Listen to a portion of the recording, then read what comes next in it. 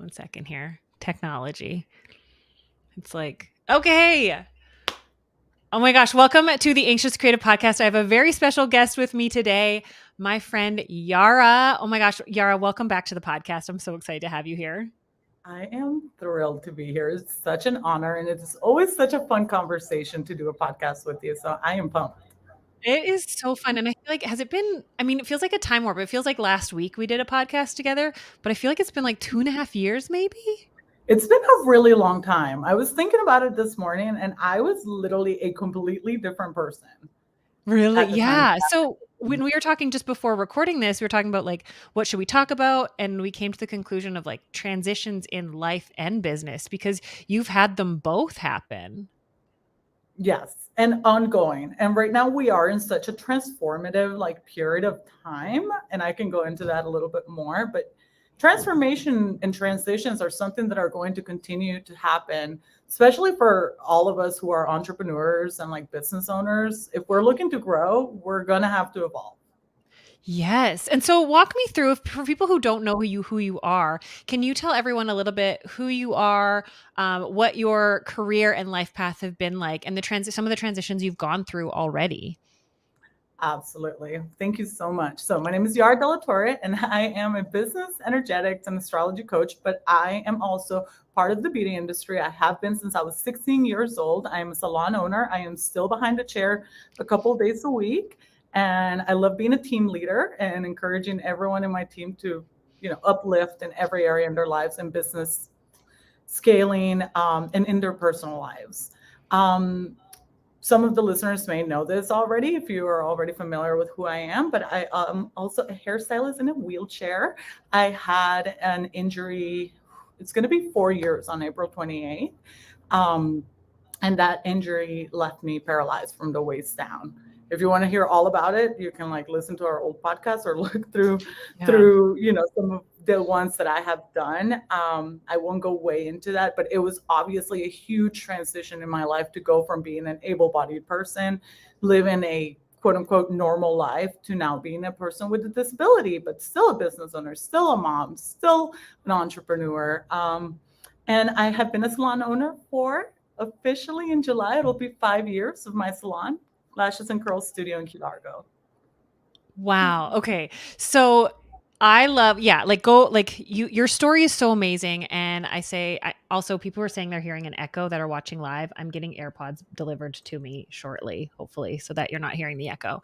Um, I love your story of transformation, that you've stayed in the beauty industry despite diversity. And yes, go watch and listen to our previous episode. And I think the cool thing is so many times, I know myself included, when I've gone through something that doesn't feel fair, that I wasn't planning on going through in life, I kind of have in the past been like, okay, like I've dealt with enough pain, struggle, and transition, like things to just be like easy breezy coasting. Have you felt that way before? And then when new things come up, be like, what the hell? Yes, yes. And I believe that being a human, being a business owner, being somebody who wants to move forward in life, it's something that we need to get comfortable with, right? Like being comfortable in the uncomfortable and understanding that when we ask to level up, there's always going to be a messy middle. We can stay in our comfort zone for as long as we want, but there will be no more from that. So if you are striving to make more of your life, to make more of yourself in any area, right? That can be business, that can be your physical health, that can be your mental health. There are going to be periods of times in which those obstacles, those challenges come up, because one of the things that I like to say is every challenge, every obstacle, every test that you are given, it is given to you so you can learn the lessons that you need in order to become the person who you were meant to be. And so, yeah, I love that. What do you, um, sorry, my phone, the sound thing is driving me nuts. I thought this was such a good idea. Now I'm getting like echoing back. Um, so knowing that it's going to help you become who you're meant to become, when things and transitions come, like you were sharing, stuff about your business and transitions and like that they're wonderful and beautiful things, but they're still hard. How do you honor and validate your feelings while also seeing that it's going to help like refine you into something and somebody that you're always meant to be? Oh my gosh, that is such a good question because it is so important to understand that we are experiencing a human experience and humans come with feelings and feelings are okay to feel. And one of the things that I used to do back in the day when I was like really functioning from like maybe an unhealthy sort of like overworking or overdoing or wearing that badge of honor for like I'm badass and nothing hurts me, like that is actually so detrimental to your health to try like to push everything away. And I was like the queen of that. I was for many years I've actually have like swallowed up things and like kept them to myself and then just put on like a happy face, which led me to a huge breakdown that then led me to a huge breakthrough when I was finally able to really sit with my feelings and be like, it's okay to be human. It's okay to hurt.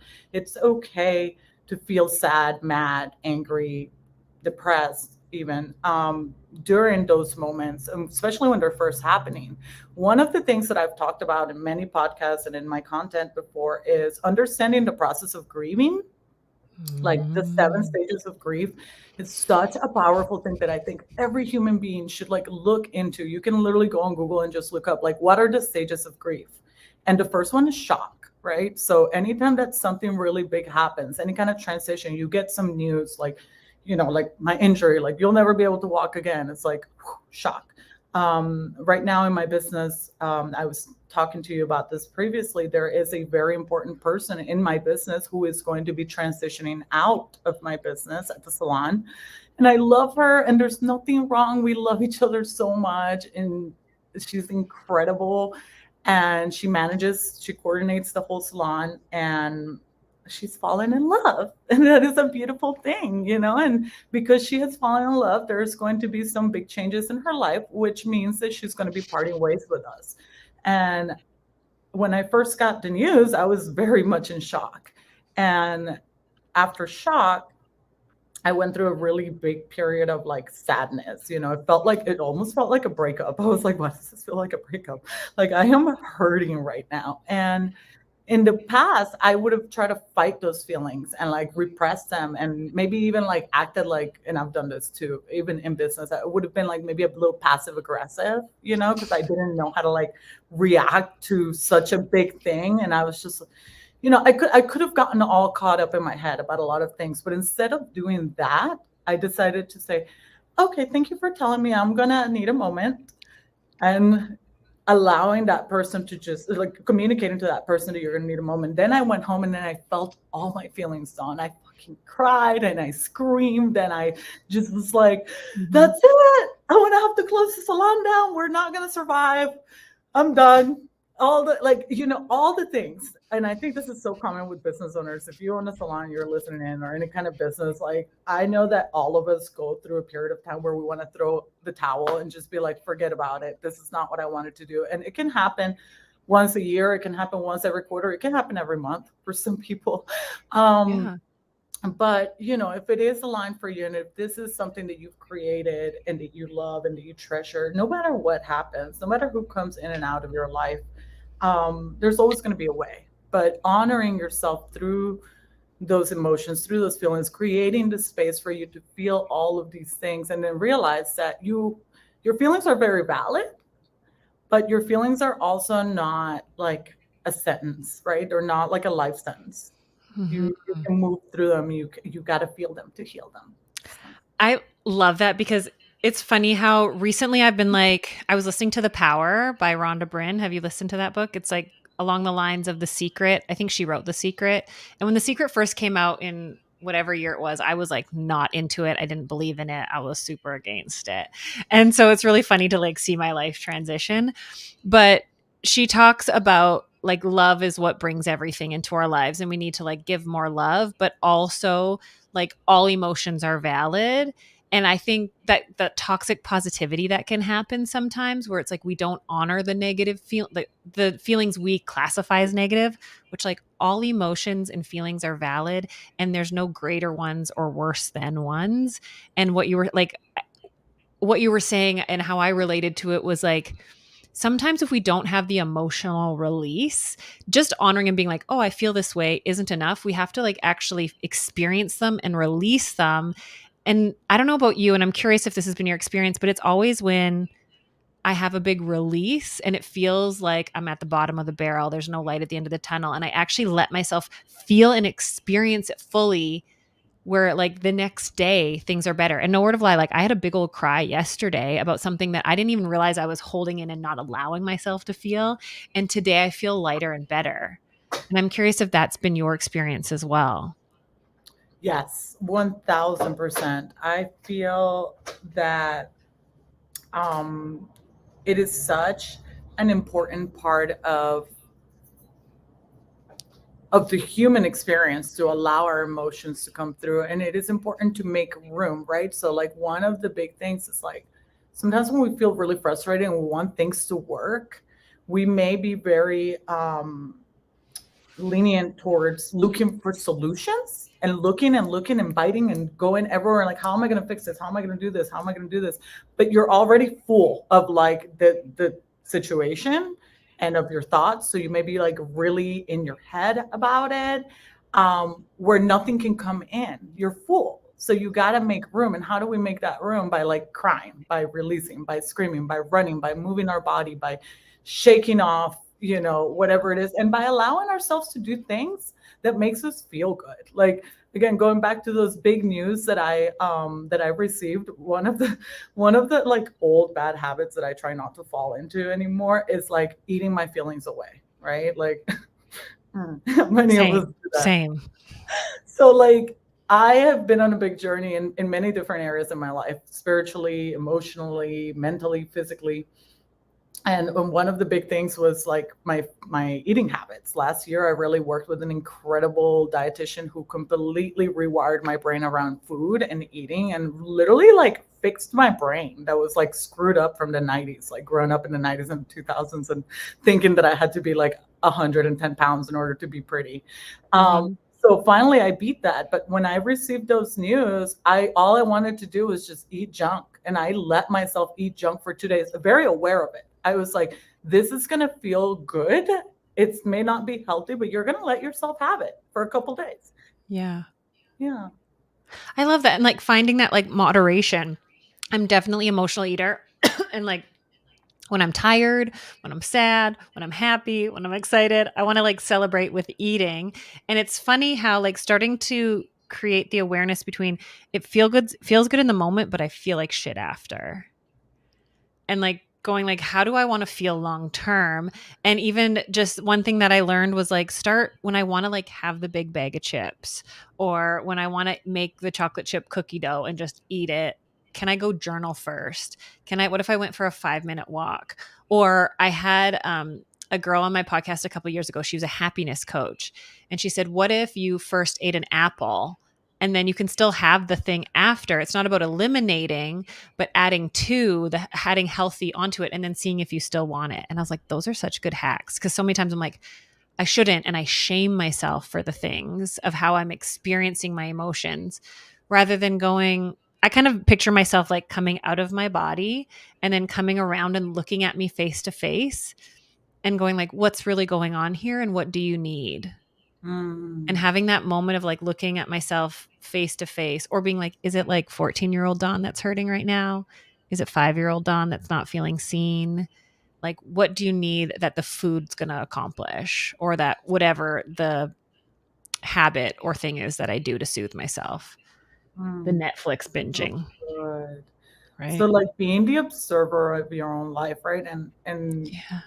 when it comes to transitions and to anything in life, really having awareness like that is is a total game changer, because we are so used to getting caught up on like what is happening, and we make that the sole like point, and like it's so easy to like spiral in that space of like I don't know what to do, and like so like just having the awareness of something's happening, I'm going to let myself go through the motions, and on the other side of this there's always going to be a solution. There's always going, the transition is only going to lead onto the next part of your life in which you are meant to be. Even if it means like, some transitions are not fun. Like some may be exciting, or like again, like going back to my own business, like right now, I felt like I needed to like throw the towel, and then I came back to my senses and I was like, listen, you created this business, this is your business.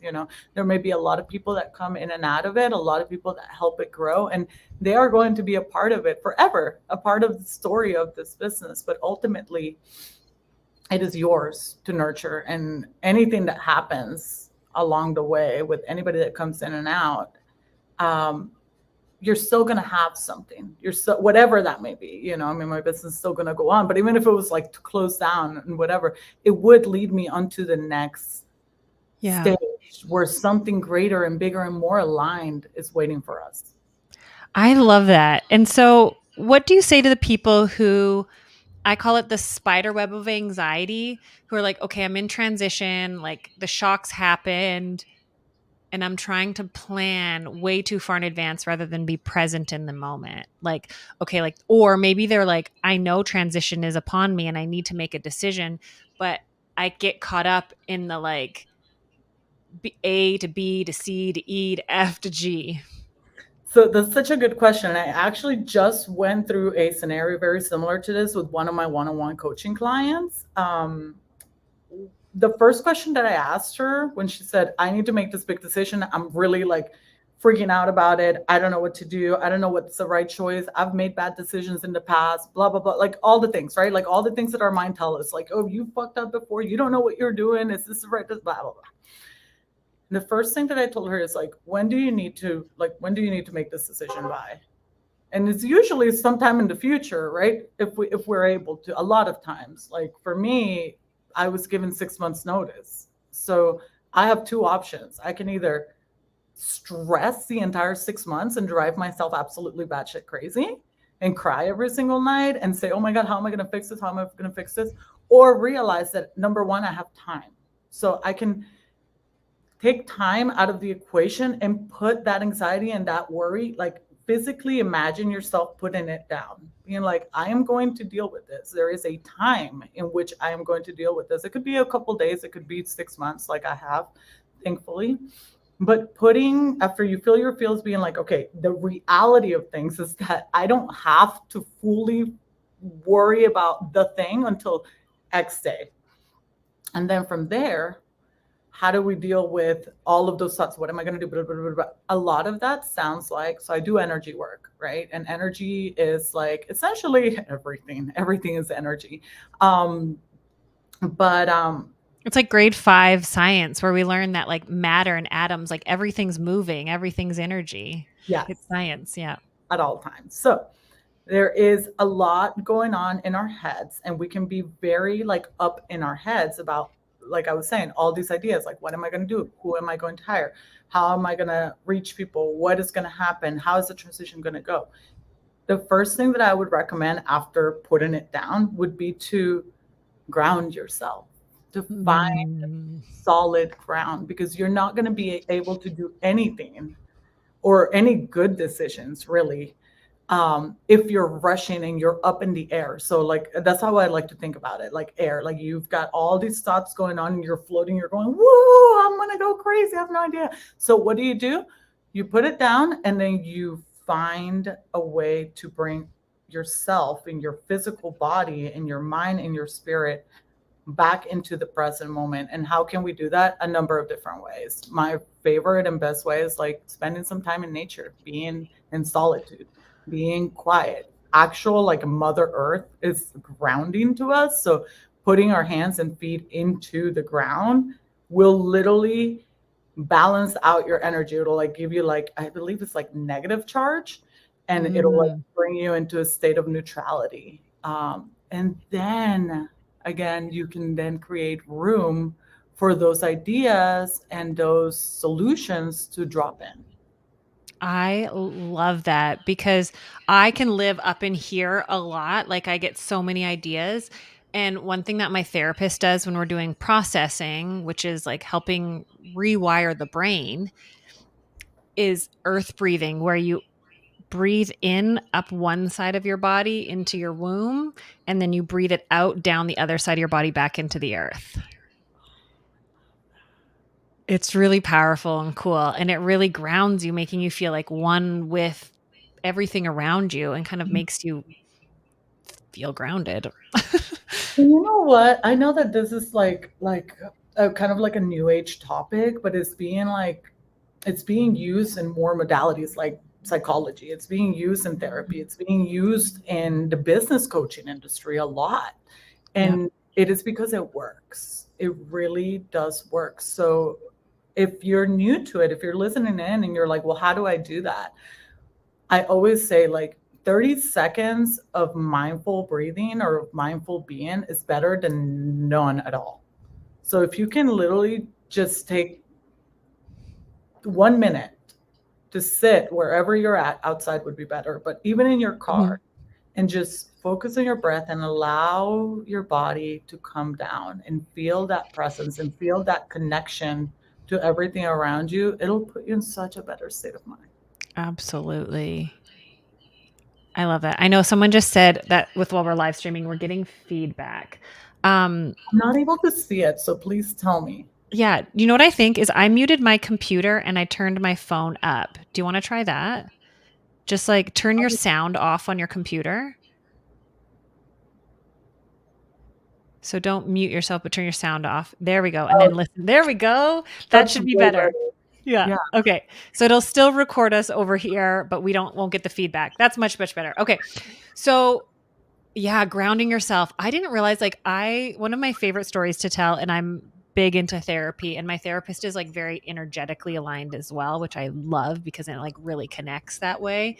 But this was quite a few years ago when I was dating someone long distance, and I would get so excited when I was coming to see him, and I would be like up here and like anxious but excited, and I couldn't tell if it was anxiety versus excitement. And I remember my therapist being like, "Okay, well, when you get off the plane, like step aside and just feel every step, look in the distance, look for things like," and just like really being aware, because I'd just be like rocking through the hallway so excited to go see them, but then also I like wouldn't calm down for a while and I couldn't settle, and realizing like my excited energy was very similar to my anxious energy, but then I almost it was almost like an anxiety attack, but like an excitement attack, where I like Mhm. wasn't present, and I was like all up in my head, and learning how to do grounding techniques. One, like, I mean, I know we're talking about transition, but that was like a transition from like one state to another state. But really learning how to be present in the moment can be really hard when transition piques some anxiety, when it has that shock of like, well, what's going to happen? How am I going to deal with it? And one thing, I've been doing cold baths and cold plunges and ice baths, and what I've learned is that's really helped rewire my nervous system to go, life's going to throw shock and surprise at you always. And how my body chooses to respond to it is going to help me manage getting through it. And doing a cold bath has really taught me, like, I still get in there. And this morning I was like, but it's not for like the full 2 minutes now. It's like, okay, right away, my body's like, okay, something new. It took me by surprise. But then it calms itself down. And like learning to do box breathing and like Yeah. learning how to regulate my nervous system, which was really hard as an anxious person.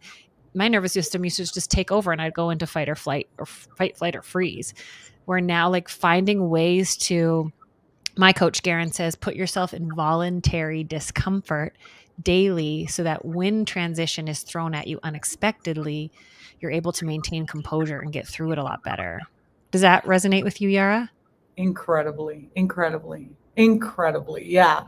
The best thing I've ever done for myself was regulating my nervous system. I was also in a really terrible abusive relationship for about 5 years, in which I walked on eggshells every single day. And when you talk about nervous system dysregulation and cortisol levels spiking up, and like I was a fucking mess, Don. For like a year, if something fell, I would still flinch, like Mhm. my nervous system was just screwed up.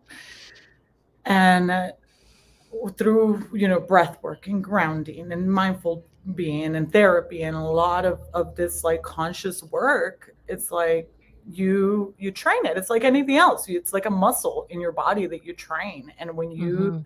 learn how to experience discomfort and not allow it to overtake you completely and take you down, your life will be so much better in every area. I am a better mother. I am a better leader. I am a better business owner. Yeah, I love that because so when I was doing the ice bath in Mexico a couple weeks ago, I was excited to do it. I've been seeing people talk about it, hearing the benefits of it, like not only just physically but mentally, like, like helping you become more resilient. But my body did not want to do it. And so when I was standing there and the guy was like telling us all about the benefit and my heart started to palpitate and I was like, "What the heck?" Like like in my head I'm like, "I want to do this. I'm excited. This is going to be interesting." But my body was like, "I'm not excited. I don't want to do this." And I was like, why am I having an anxiety attack about this? Cause like my body and my head weren't aligning. And then all of a sudden I got lightheaded and I had to sit down. And I was like, my body is doing its best to get out of this. It doesn't want to feel that shock because it knows. And it's so interesting. Like, I mean, they say like your gut has like more stuff than your brain, or I can't remember what it was, but like your brain is in your gut or something like that. Like our gut Mhm. health has a lot of like our body, isn't there a book, Our Body Keeps Score or something? Like your body Incredible. remembers trauma and shock and it remembers what it was like. And so even though mentally I'm like, yeah, I'm doing this, my body was trying everything it could to get out of it. And it was a really fascinating to be experience to be in that observation mode of myself, being like, wow, my heart's palpitating, telling me I'm not safe. I'm like getting starry-eyed and lightheaded where I had to sit down. Like it did not want to go through the discomfort of getting really cold. And the first time I got in there, because I'm like, I've learned with my anxiety is all in the anticipation of something. And so I'm like, I'm going first. Normally, I used to go last and I would delay and experience that feeling of anxiety longer.